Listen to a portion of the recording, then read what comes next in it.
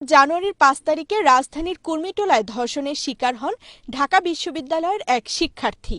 বৃহস্পতিবার বিকেলে এই মামলায় একমাত্র আসামি মজনুর যাবজ্জীবন কারাদণ্ড দিয়েছে আদালত। রায়টি যুগান্তকারী, কেননা মাত্র ১৩ কর্মদিবসে এমন একটি মামলার রায় দেয়া হয়েছে। দ্রুত এ রায়ের দৃষ্টান্তে নারীর প্রতি সহিংসতা কমবে বলে মনে করেন বিশেষজ্ঞরা। এই রায়টি দ্রুততম সময়ের মাধ্যমে প্রদান করে ন্যায় বিচারের একটি দৃষ্টান্ত স্থাপন হয়েছে। Justice delayed is justice denied, এই কথাটি খুবই সত্যি। এবং একটি ন্যায় বিচার পেতে যদি অনেক সময় লেগে যায়, সেক্ষেত্রে কিন্তু এটি যারা বিচার প্রার্থী তাদের প্রতি এটি একটি অবিচার।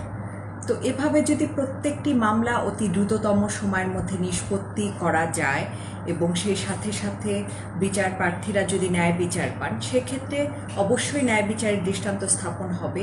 এই রায়ের মতো যে কোনো মামলা দ্রুত নিষ্পত্তি করা গেলে সমাজ থেকে অপরাধ কমবে বলে মনে করেন এই আইনজীবী। রেপ যে সবচেয়ে ঘৃণ্যতম অপরাধ, সেটি সর্বোচ্চ শাস্তির বিধান রাখার মাধ্যমে সেটি অলরেডি বাংলাদেশে স্টাবলিশ হয়েছে।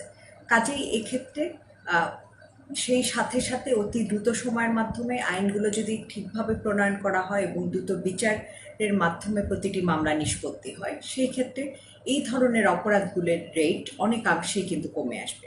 ধর্ষণ মামলার এই আসামিকে ৫০,০০০ টাকাও জরিমানা করা হয়েছে। অনাদায়ে থাকবে ৬ মাসের কারাভোগ। তামান্না তাহসিন, এশিয়ান টেলিভিশন, ঢাকা।